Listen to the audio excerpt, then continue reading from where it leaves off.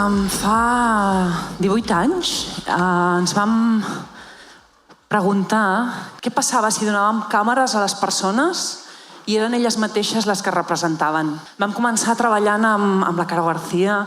amb gent que era més gran de 70 anys, després vam passar per persones que tenien diagnòstics en salut mental, persones que tenien Alzheimer, joves... Sí, de fet, fa només 5 anys que és quan em van sentir prou preparades amb la Mireia per dir vale, va, bé, anem a treballar amb aquest tema, que és tan important, anem a treballar amb persones que han patit abusos sexuals a la infància i ho fem de la mà de la complicitat de la Fundació Vicki Bernaet, sense qui no podríem. Lo que experimentas a través de la fotografía cuando la usas como una herramienta terapéutica, o lo que me ha pasado a mí, es que he podido ver qué me ha pasado y dejarlo atrás.